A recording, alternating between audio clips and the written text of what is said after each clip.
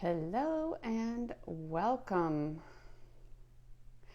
I'm Luminara Serdar and I am inviting my colleague Lauren Lee Stone to come in just a moment. Hey Lauren, I have to get my face in the picture here. Welcome to anyone who's joining. My name is Luminara Serdar. I am with Autism Transformed, and Lauren Lee Stone is with Althea Health and Wellness out in Connecticut. I'm out in Portland, Oregon, and we are here today to talk about brain inflammation and what can help with that. So if you have a kiddo who has PANS, PANDAS, autism, any kind of neurodevelopmental issue, then we invite you to listen and ask questions. I'll post this as a reel afterwards and give you all the links we're talking about. But Lauren, I just want you to say hello and say anything you want to do to introduce yourself. Sure, yeah. So Lauren Lee Stone, and I have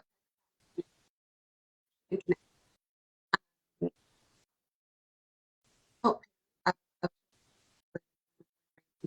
Lauren, sorry to interrupt, but you're cutting out for me, and I don't know if that's for everyone else.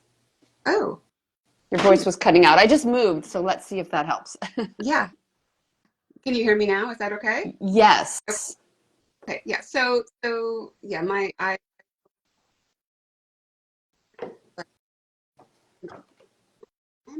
um,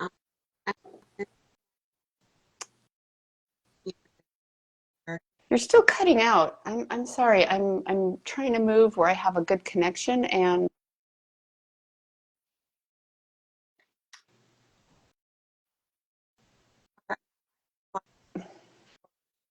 yes, breaking. So someone's saying yes, you're breaking I'm, up. Is your connection good? yeah, I have hold on. I Yeah, your sound is just cutting in and out, and I don't know what's happening with that. let me get some headphones. How about that? And see if that Yeah, let's try. The will audio get is bad for all of us, so that people are chiming in. Can you hear me? Would you like to say if you could hear me, Luminara? I know Lauren was, anyone have any feedback for me, or is it both of us? Hi, Shalu. Welcome everyone. Yes, it's breaking up for me, or yes, it's good for me. Shalu. Yes, I can. Okay. Bad audio for me too. Darn it. Oh, my sound is great. Okay, thank you. all right, Las Flores de Blanca. Okay, yeah, so yours was cutting out and mine is okay, Lauren. all right. Let me Thank you see guys for, this out with my stand and the let's, how about that? Does it work? Are you guys hearing me better? it's when you start talking and then it starts cutting out. So say like a couple things about yourself. You knew we were going to introduce yourself, but we didn't hear it. Yeah, so yeah, can you hear okay, can you hear me now? Is that okay? I can hear you now, but it's as you start talking, it's as you say a few sentences, then you cut out. So let's try it. Okay, yeah. Hi, Lauren Lee Stone. I have a private practice in homotoxicology and nutrition, and that's out in Connecticut. And I help parents of children with inflammatory brain conditions like PANS, PANDAS, autism, Lyme, reverse engineer their children's diagnoses using a combination of education and lifestyle changes and curated bioenergetic detoxification protocols. So that's my kind of spiel, and that's what I do. I came into this work because my kids were super sick. My firstborn ended up having seizures and was diagnosed with autism. And, you know, back in the day, there really wasn't a lot of help out there. And, you know, I ended up having to be my child's medical professional. And, you know, that's what ended moving me into this space. So, yeah, so that's who I am and where I come from. All But right. Awesome. So today what we wanted to do is what I want to start with actually is how would parents know their kids have brain inflammation? What are the signs? What I mean, I know autism definitely, and if parents know about PANS, PANDAS, so maybe you can describe that. But what are some of the signs? What are the kids doing? Yeah, so when we think about brain inflammation, we always think about it in terms of this acute phase. Like that's what we're taught, like as if you had a concussion, right? So you would present with, headaches, slurred speech, vision issues, issues with your gait, things like that. Um, but there are also plenty of chronic manifestations of brain inflammation, right? So, things like anxiety and depression are really brain inflammation from my perspective. Any kind of personality change, things like OCD or explosive anger, all of these things are manifestations of brain inflammation. And, let's, try to think about a world where, instead of getting your child a pharmaceutical medication, maybe we start to really dig in and find out why is the brain inflamed and how can we as parents, you know, support the healing there. So Right, because a lot of doctors, if you take your child to a lot of kids with autism, they say, oh, it's, you have to see the psychiatrist and get on medication and, anti-anxiety meds or, something to control your child's explosive behavior or aggression. And really, you're just putting a Band-Aid on it with medication. And you need to be taking care and looking at what the brain inflammation is. And I think medical professionals aren't trained in that necessarily. Maybe they're starting to get trained in it, but they just want to put a pill in and say your kid's okay, and that might work for a little while, but then it doesn't really work. So, is there anything else you want to say about that to start with? Because I have a couple questions for you. yeah, I think like again, there's no shame in needing symptom relief, right? Sometimes we need pharmaceuticals, and that's okay. But my point is that, we really, in order to impact your child for the long term and affect real healing, you got to dig in. Like you just have to dig in, and it's not necessarily easy, but it requires a little bit of effort and work. However, that is how you are going to really move the needle and change things over the long period. Hmm. Yeah, so, I always talk about how the gut and brain are connected. And so if you have inflammation in the brain, you pretty much have it in the gut. You want to speak to that a little bit about our little kiddos' guts? So yeah, so step one in healing the brain is healing the gut because you can't heal one without the other, right? If the gut is leaky, the brain is necessarily leaky. And, the first step to healing an inflamed brain is to, heal that blood-brain barrier so that you're not going to be exposing to all kinds of toxins that are, otherwise floating through the system, right? So that is number one in my book. And with that, the real culprit, step one with obviously working on diet and things like gluten and glyphosate, which are super inflammatory to begin with, but they're also highly correlated with actually Can you say those two again? Because you cut out glyphosate gluten, and gluten. gluten, yeah, because they are both highly inflammatory, but they are also correlated with leaky gut. They're causal, right? So we want to start there for sure. And I just want to add that glyphosate, if you don't know, that's the active ingredient in Roundup.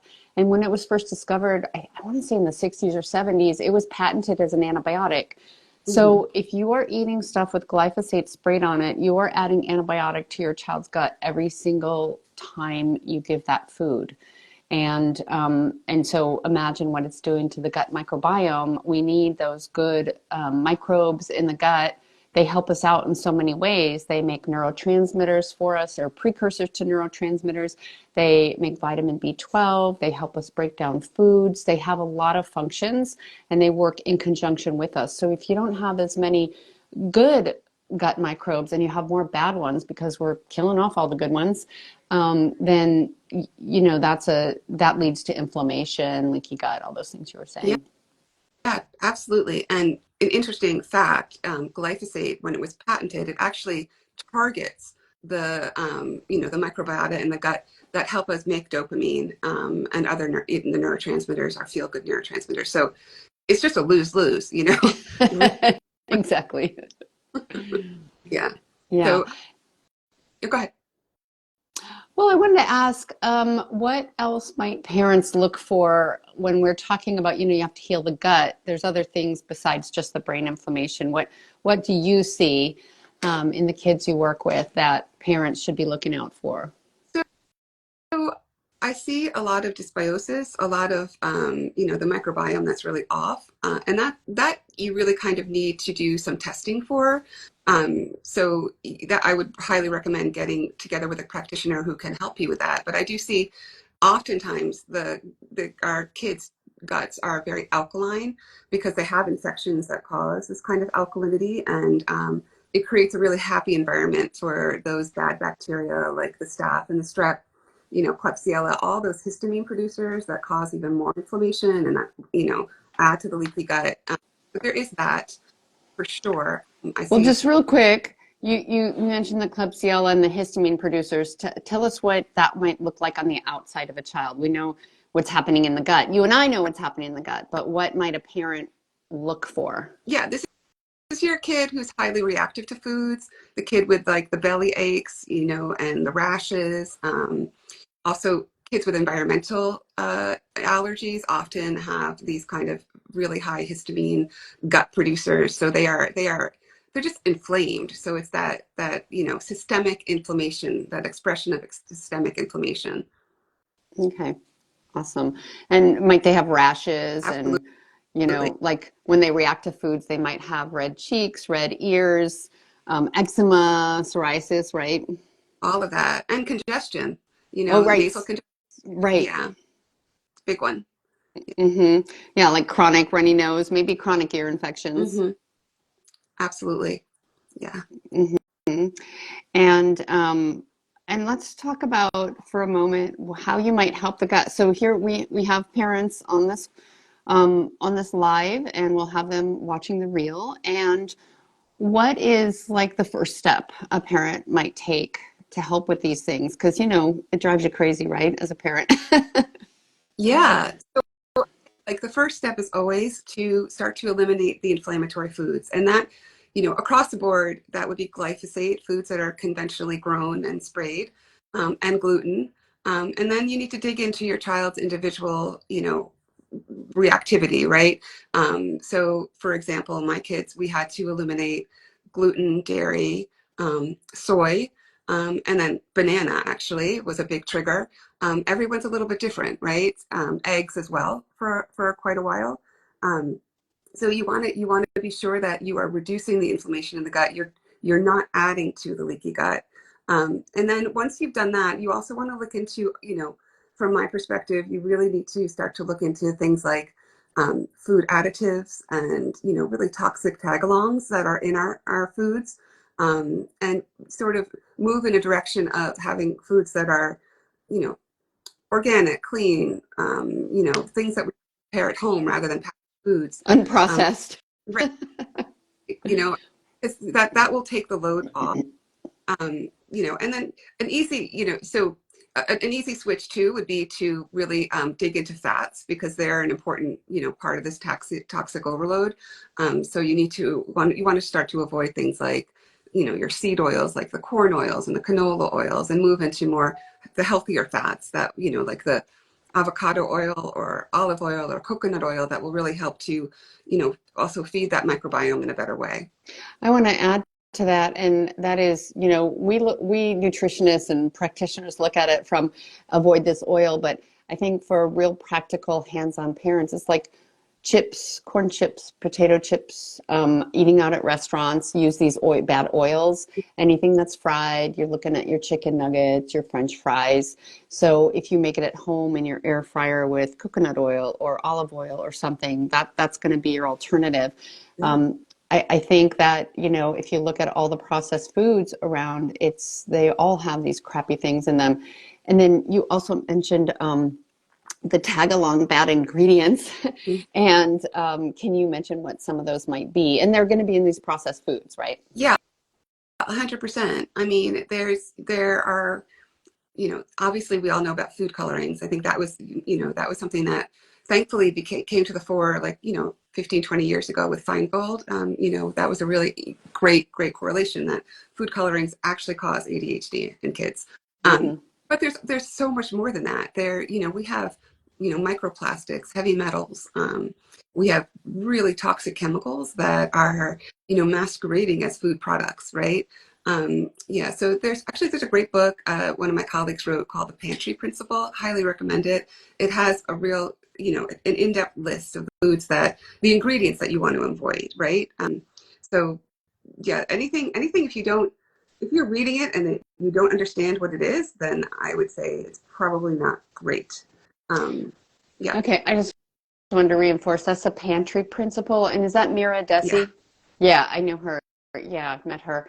Um, and you cut out a little bit, but I just wanted to say that I love the Food Babe. If you guys don't follow Food Babe, her name is Vanny Harry. She's always talking about different ingredients that are toxic, like food preservatives, TBHQ. These are things you might find in like Triscuit crackers or any highly processed stuff. There's a lot of hidden MSG, like in goldfish crackers, and doesn't always say MSG. It's a flavor enhancer that really gets us addicted, makes us want more. So, and I wanted to take a moment to answer a question that Suzanne is asking.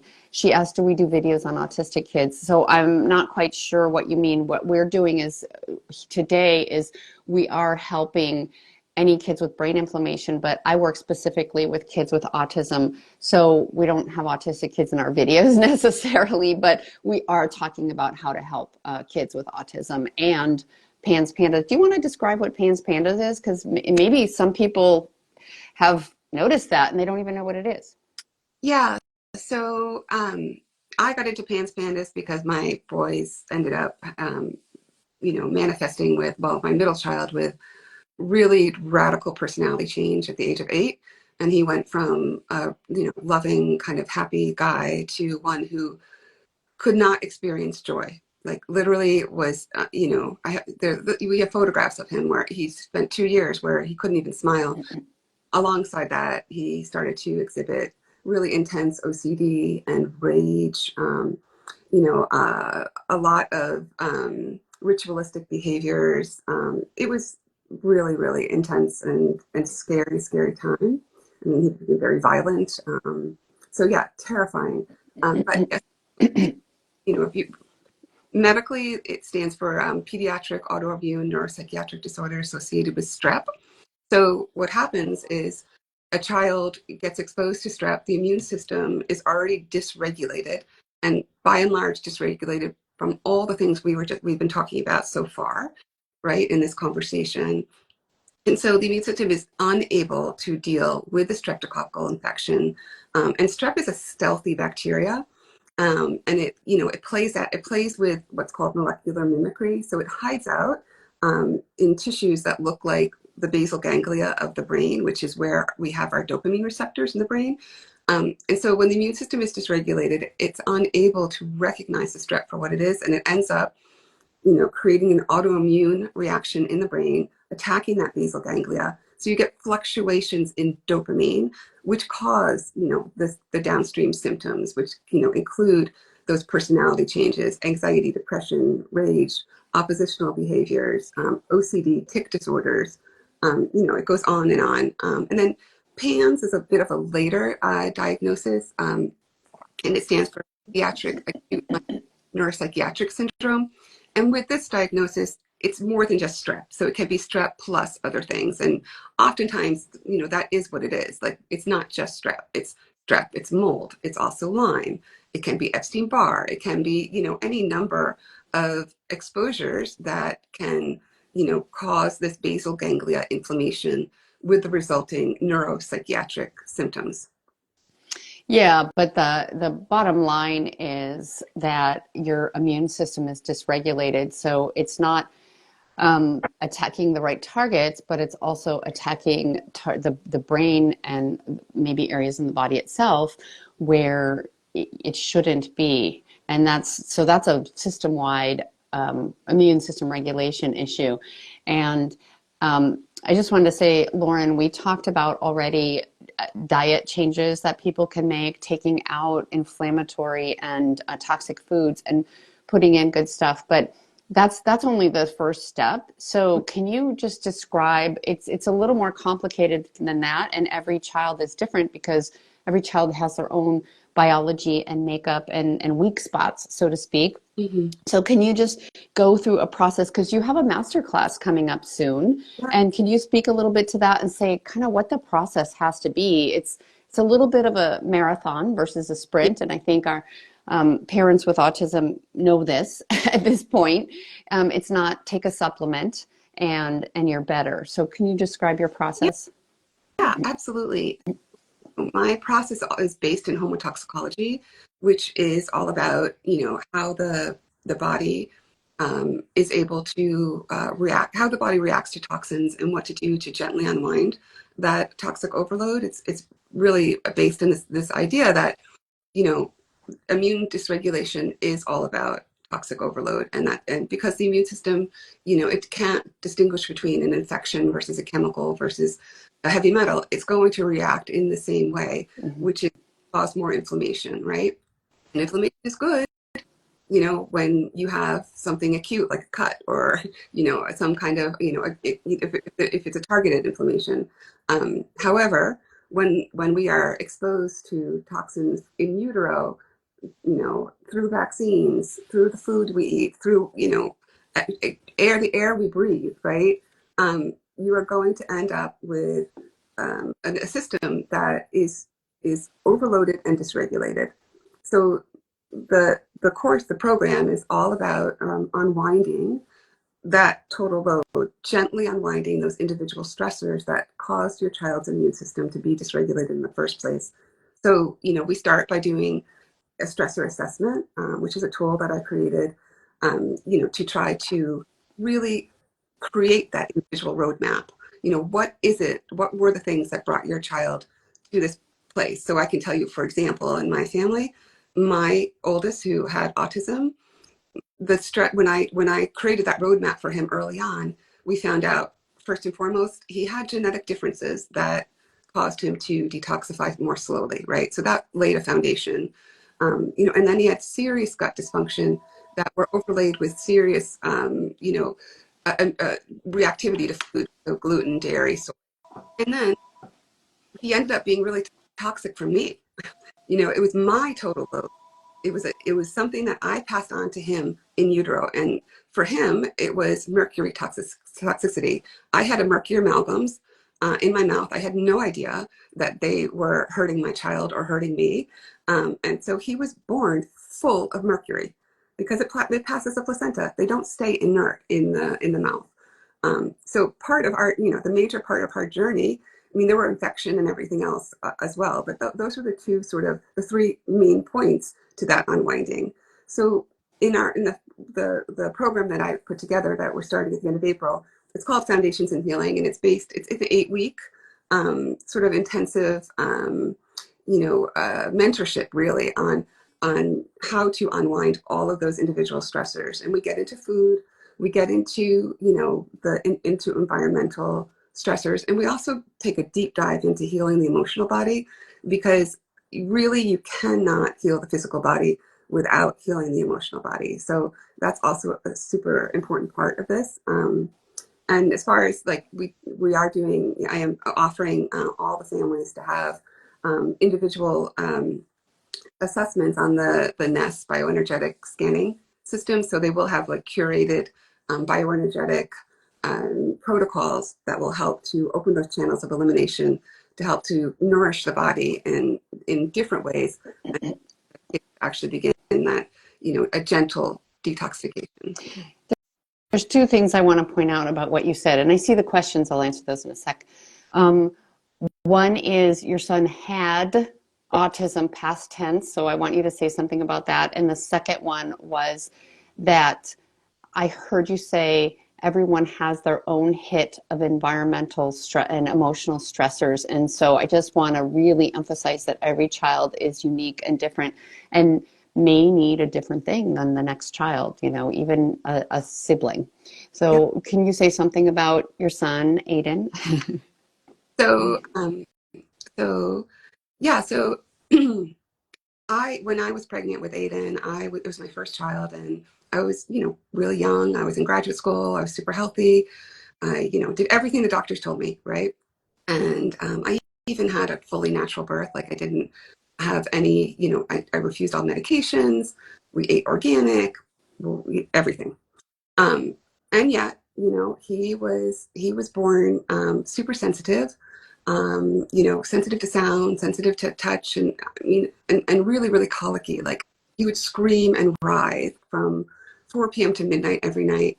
He had ear infection after ear infection. He had loose burning stools. But my pediatrician, they were like, "Oh, it's normal. It's normal."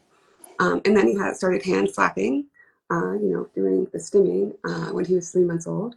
And he had full on seizures at 18 months old. And I was told by the Yale Child Study Center and my pediatrician that there was nothing I could do, that he had autism and he would continue to regress and he would be institutionalized. Um, and so, that was my call to action. I quit my job. I went back to school. I studied biochemistry. I studied nutrition. I studied homotoxicology, whatever I needed to study. And I really just took over being my child's medical professional in any way that I could. And he did lose his diagnosis at 8.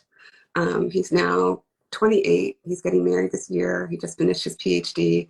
He's like a lovely, beautiful, empathetic man who you would never know he had any disability. And I have to say, like, he's also, it's very beautiful because he does remember what it was like. And he has been such a help to me in my practice and to the families that have kids who are nonverbal and whatnot to really get in and kind of figure out what's going on behind all of that. And so yeah, Mm.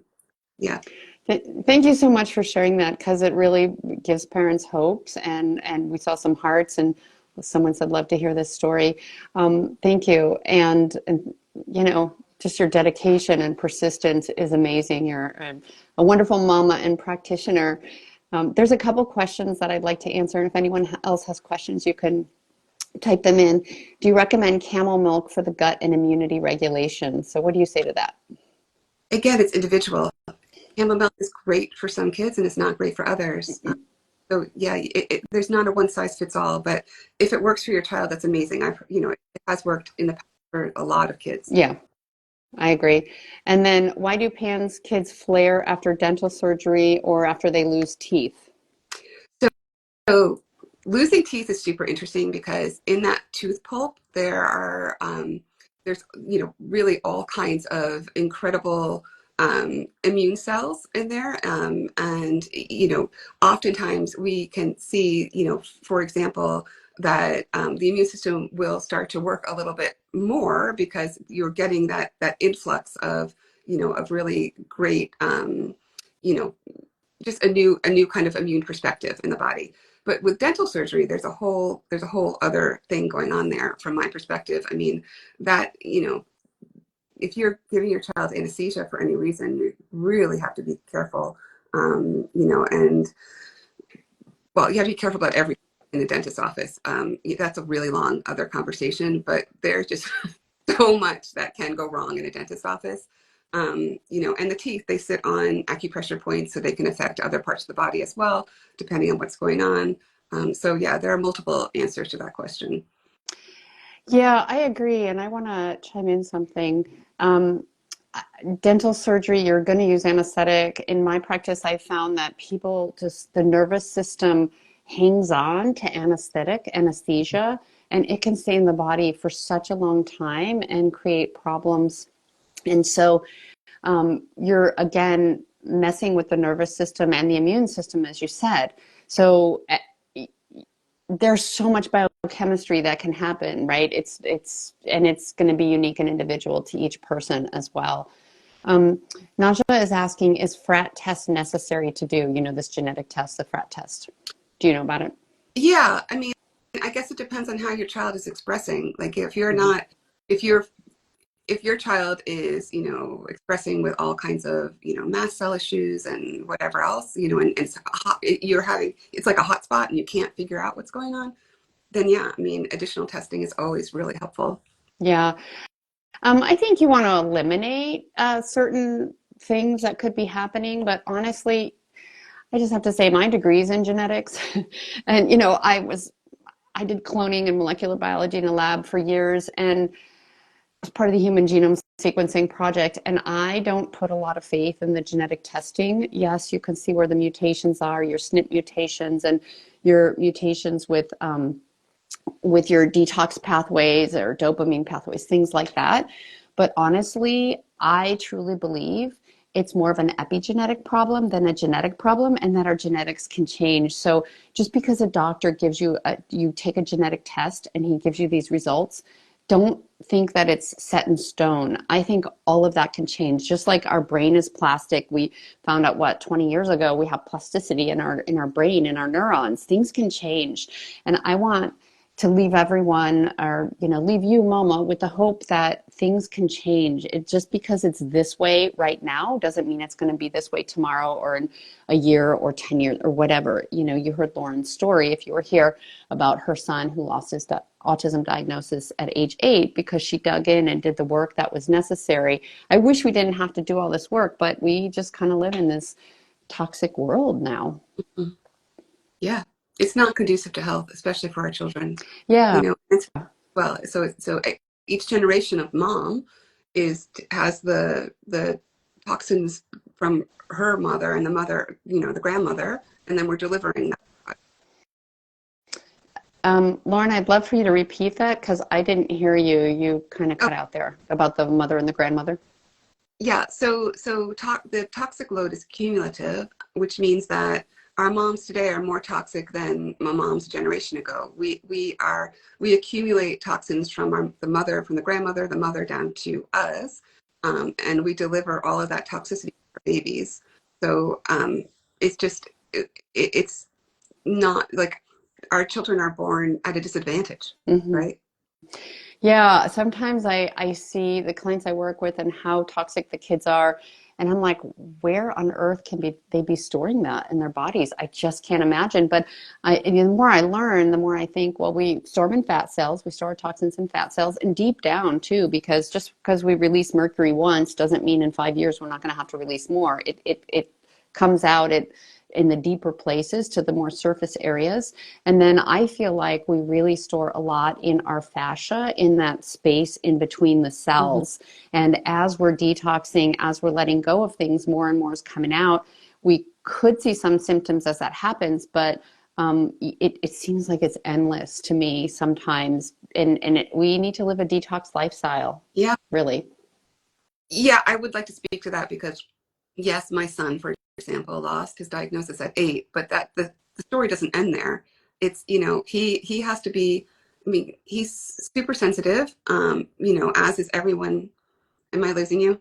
He's super sensitive, as is everyone in the family. Yeah, say that one time. Yeah, He's still sensitive. yeah, so he has to be really careful about his diet. He has to take supplements to ensure that he is actually, getting, supporting his mitochondria because his mitochondria are not, as vibrant as they could be, right?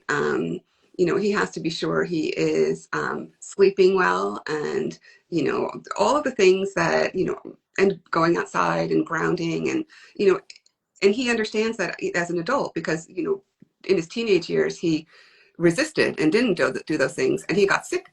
He just did, and you can feel the difference.